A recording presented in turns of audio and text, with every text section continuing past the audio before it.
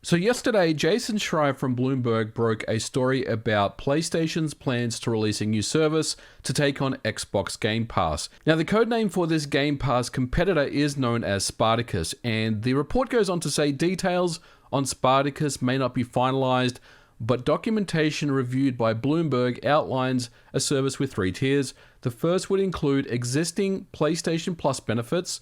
The second would offer a large catalog of PlayStation 4 and eventually PlayStation 5 games.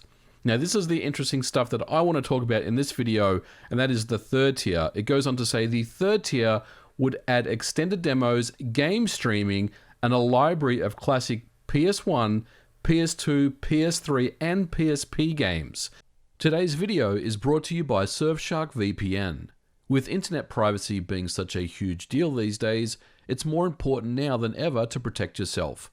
With Surfshark VPN, you can easily hide your IP address and encrypt all data that you send and receive. You can easily switch regions to other countries in the world. This means not only your true IP address and identity is masked, it also means you can get around any annoying geolocation locked video content. You know, the ones that say, this video isn't supported in your country? This can get annoying for me when I want to watch local Aussie news. With Surfshark VPN, I can switch my country to Australia and this problem simply goes away. Surfshark VPN also allows you to connect to unlimited devices simultaneously on a single account. And this includes Windows devices, Linux, Android, iOS, Amazon Fire TV, and much more. Surfshark VPN has an awesome offer on right now. If you sign up at surfshark.deal/MVG, you'll receive 84% off and receive 4 extra months for free.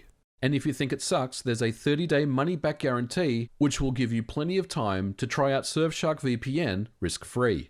So what does this all mean? Well, it sounds like that Sony is starting to get serious about backward compatibility. And there's been rumors that Sony has wanted to give us PlayStation 1, PlayStation 2 games on the PlayStation 5 for quite a while. Now, that is a little misleading as well to say, because we already have PlayStation 2 games that run on PlayStation 4 hardware, and indeed you can play PlayStation 2 games via backward compatibility on PlayStation 5 as well. And I think there's about 55 curated titles that run on PS2 emulation for PlayStation 4 and PlayStation 5. Now, this was kind of the original PlayStation 2 classics. I think it actually all began on the PS3. There are some PlayStation 1 games that can also be purchased on the PlayStation Store, but this is very much in the same mold as PS2. But the takeaway here is that there's already a PlayStation 1 and PlayStation 2 emulator that Sony can leverage to play these old games, to provide this service or to extend this service out to this third tier of service that the Bloomberg article is referring to. PlayStation 3 emulation is very complicated. I've made a few videos about this, talking about the difficulty and the complexity of emulating PlayStation 3. But if you want to learn more about why it's so difficult to emulate PlayStation 3, then I'll leave a link to a video that I made about 6 months ago in the comments below. Now, some of you are going to say, well, RCPS3 is doing a fantastic job. And yes, it absolutely is. And Sony could, yes, they could build their own PlayStation 3 emulation layer.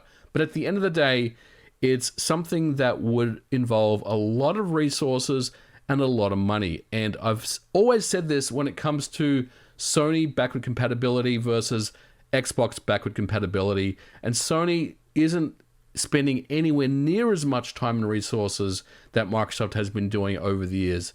When we think about Xbox 360 backward compatibility, that was something that had started all the way back in 2012, even before the Xbox One was released. It was something that Microsoft was working on for a long, long time. But ultimately, I don't think Sony has invested the time and money in bringing PlayStation 3 emulation to the PlayStation 5. And that also asked the question about PS4. Obviously, the PlayStation 5 is a lot more powerful than the PlayStation 4.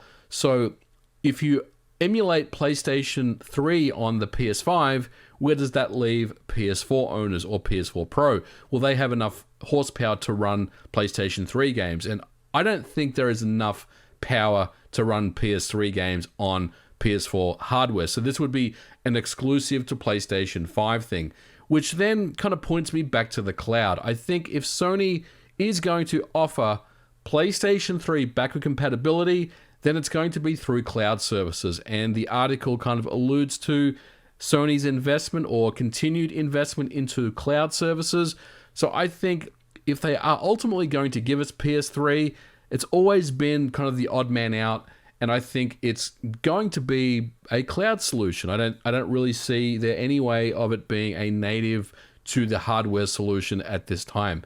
So I think on paper, this does make sense that Sony could potentially give us a solution that does allow us to play a library of classic games from yesteryear, from previous generations. And I think that would be really cool.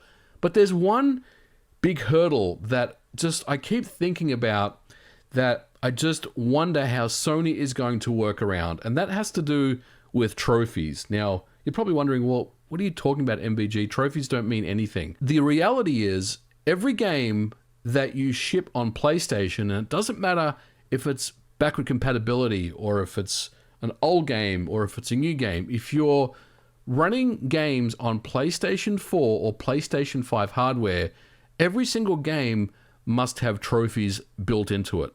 Now, this is something that if you take a look at the PS2 classics on PS4, every single one of those games has trophies built in. So you're probably wondering, well, what's the big deal?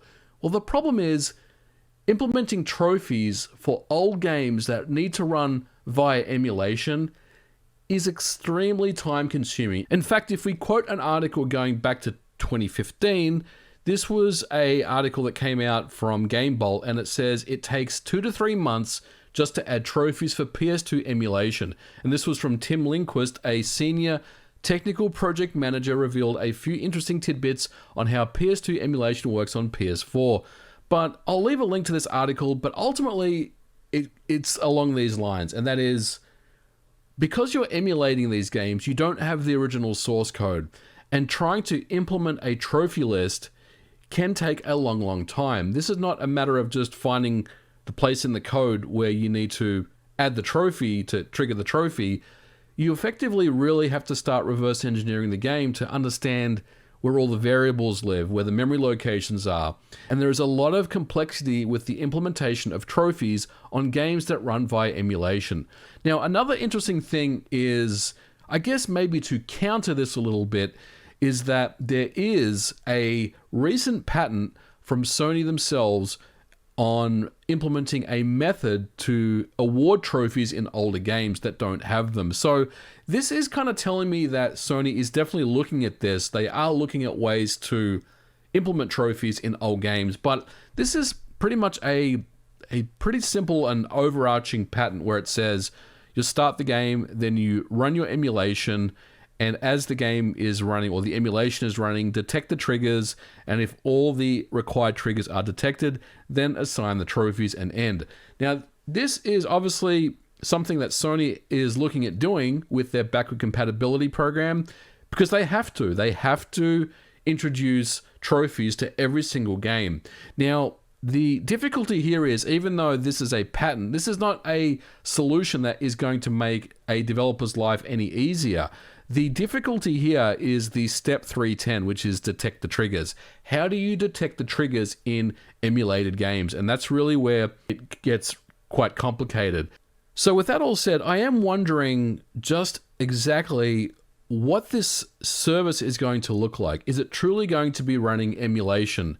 And if it is, then how many games are being added to this service? And I would say that it's probably going to be something that starts out quite small and grows over time, because I think if there's an expectation that we're going to get, 100 PS1 games and maybe 50 PS2 games at the start, that may be a little aggressive. I think Sony could potentially give us the 55 PS2 classic games that already exist and just bundle them up as part of this service, and then start adding PS1 games to the list.